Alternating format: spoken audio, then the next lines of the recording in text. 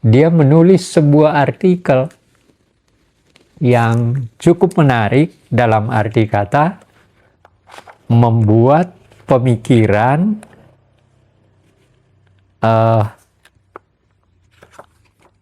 untuk mempersatukan kekuatan-kekuatan politik di dalam menghadapi kolonialis Belanda dan kolonialis pada umumnya. Apa judulnya? Dan ini menunjukkan sebenarnya juga bahwa Soekarno itu dalam pikirannya terobsesi oleh persatuan. Bahkan yang tidak bisa dipersatukan pun berusaha untuk dipersatukan. Nah, ini terlihat dari tulisannya pada 1926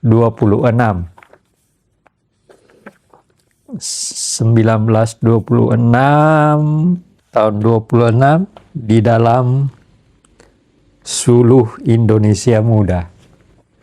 Judulnya berapa halaman nih?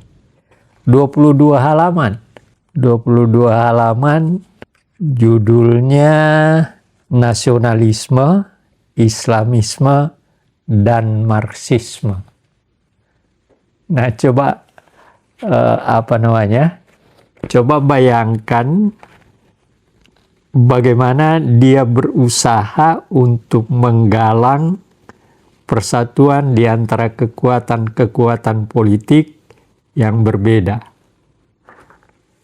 Nah, ideologi nasionalisme, ideologi Islamisme, dan Marxisme.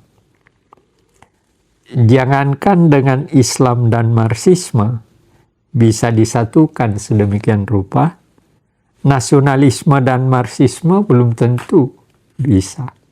Tapi dalam pikiran Soekarno, persoalannya adalah dalam menghadapi kolonialisme, semua kekuatan bisa dipersatukan dan diajak untuk bersatu menghadapi satu lawan, yaitu imperialisme, kapitalisme. Soekarno juga sangat anti kapitalisme dalam buku ini, dan seterusnya. Bahkan dia juga anti kapitalisme di dalam negeri. Jadi dia berusaha untuk mempersatukan ketiga kekuatan itu tadi. Nah, ada kalimat-kalimat tertentu nanti yang saya bacakan aja, ya. Dia antara lain ada dua alinea yang saya mau baca untuk kemudian dikembangkan. Alinea yang saya baca ini begini: begitulah tragiknya riwayat-riwayat negeri-negeri jajahan, dan keinsafan akan tragik inilah yang menyadarkan rakyat-rakyat jajahan itu. Sebab walaupun lahirnya sudah kalah dan takluk, maka spirit of Asia masihlah kekal. Roh Asia masih hidup sebagai api yang tidak padamnya, yang tiada padamnya. Keinsafan akan tragik inilah pula yang sekarang menjadi nyawa pergerakan rakyat di Indonesia kita, yang walaupun dalam maksudnya sama, ada mempunyai 3 sifat. Ya, ini menarik. Ya, jadi kalimatnya seperti itu, ya. Roh Asia masih hidup sebagai api yang tiada padamnya. Keinsafan akan tragik inilah pula yang sekarang menjadi nyawa pergerakan rakyat di Indonesia kita, yang walaupun dalam maksudnya sama, ada mempunyai 3 sifat. Ya, coba bayangkan sih. Jadi dia menyebutkan maksudnya sama, ada mempunyai 3 sifat. 2, nasionalistis, islamistis, dan marxistislah adanya. Begitu. mempelajari, mencari hubungan antara ketiga sifat itu, membuktikan bahwa tiga haluan ini dalam suatu negeri jajahan tak guna berseteruan satu sama lain. Jadi coba bayangkan kalimatnya seperti itu, ya. Tiga haluan ini dalam suatu negeri jajahan tak guna berseteruan satu sama lain. Membuktikan pula bahwa ketiga gelombang ini bisa bekerja bersama-sama menjadi satu gelombang yang membesar dan maha kuat, satu ombak taufan yang tak dapat ditahan terjangnya. Itulah kewajiban yang kita semua harus memikulnya. Ya, jadi kalimat ini menunjukkan bagaimana Soekarno menganggap bahwa tiga kekuatan politik ideologis ini harus berhadapan menghadapi kolonialisme untuk menuju kepada kemerdekaan, tentu saja. Nah, dalam konteks waktu itu, artinya tahun 26, kita memang masih dijajah. Dan tentu saja semua kekuatan diusahakan untuk dipersatukan. Dan memang dalam pikiran Soekarno selalu persatuan yang terpenting.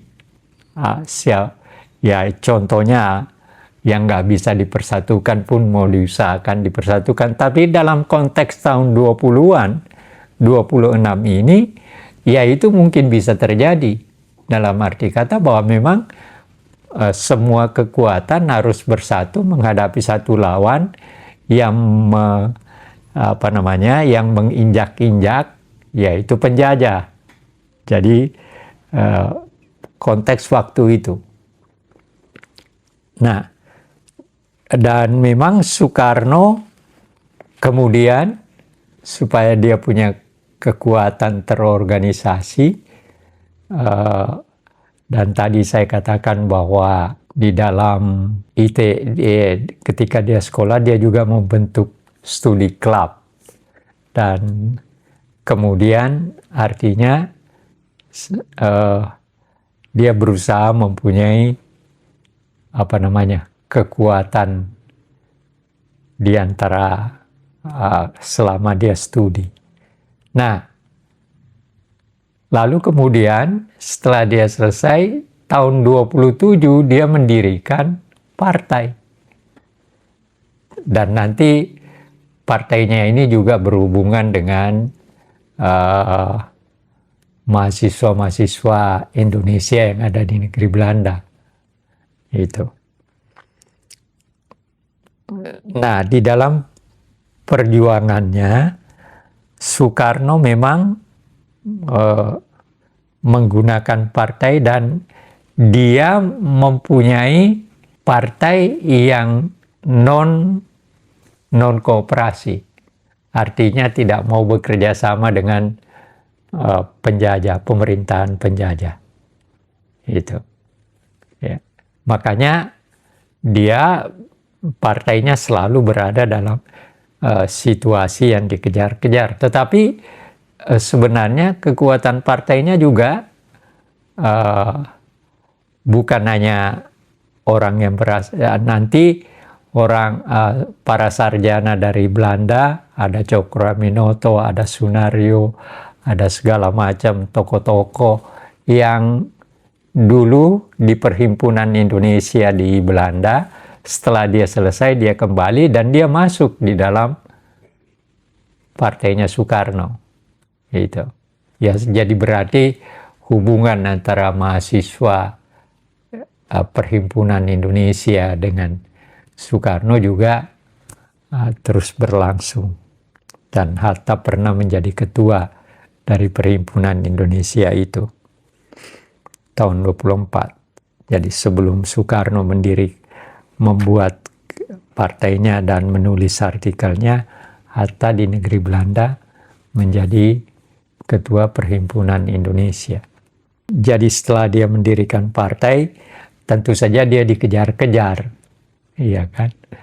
Dan kemudian akhirnya dia ketangkap, ya. Dan nanti di situ lagi menunjukkan kehebatan dia. Dia ditangkap, lalu dipenjarakan, dan pada tahun 29 dia diadili, dan tempatnya diadili di Bandung itu masih ada gedungnya. Dia memberikan pembelaan, ya semacam teater gitu, gayanya berpidato dan sebagainya. Nanti pidato pembelaannya ini diterbitkan oleh Cokroaminoto dengan judul Indonesia Menggugat. Yang hebat apa? Saya tidak bayangkan bagaimana seorang Soekarno di penjara bisa membuat pidato pembelaan yang demikian hebat dengan kutipan berbagai persoalan dan sebagainya, dengan membaca buku sekian banyak yang menjadi landasan pemikiran yang disampaikan dalam pembelaannya. Saya tidak bisa bayangkan betapa waktu yang digunakan untuk membuat pembelaan itu, membaca buku sekian banyak yang semuanya dikutip dengan jernih. Itu satu catatan kehebatan tersendiri yang diberikan oleh Soekarno. Nah, ya tentu saja dia dipenjara, dan salah seorang di antara temannya yang dipenjara itu kebetulan saya kenal ketika saya di Jakarta, namanya Pak Maskun. Tapi Pak Maskun ini tadinya PNI-nya Soekarno, tapi ketika Soekarno ditangkap, PNI Soekarno ini dibubarkan oleh Sartono menjadi Partindo. Nah, Pak Maskun ini tidak mau masuk Partindo, tapi dia masuk PNI Pendidikan yang dibangun oleh Sahrir dan Hatta. Gitu. Jadi saya ya lumayan banyak juga dengar berbagai hal yang berkaitan dengan Soekarno dan Hatta dari beliau. Kenapa saya kenal baik dengan Pak Maskun, karena mertua saya Pak Sagimun itu mempunyai proyek di Direktorat Kebudayaan tentang penulisan tokoh-tokoh. Nah, kebetulan Pak Sagimun dengan Pak Maskun bekerja sama. Nah, saya ketika pindah ke sini diajaklah, dan ya kebetulan karena saya belajar sejarah, lalu kemudian Pak Maskun ya senang juga, dan saya juga senang karena bisa mendapat berbagai informasi dari beliau, baik tentang Bung Karno maupun tentang Bung Hatta. Ya. Akhirnya setelah berbagai hal dilewati, ada Perang Dunia Pertama, ada Perang Dunia Kedua, ya singkat kata kita dijajah. Kita itu sebenarnya hampir semua penjajah menjajah kita. Spanyol pernah menjajah kita, Portugis, Belanda, apalagi Inggris, dan terakhir Jepang. Jadi, nah, dan semuanya ya terutama Jepang, Belanda dan Jepang itu melakukan berbagai tindakan-tindakan. Ya, Belanda lamanya sekian, Jepang walaupun singkat tapi kejamnya juga walaupun dia membuka ruang nanti untuk kita memproklamasikan kemerdekaan.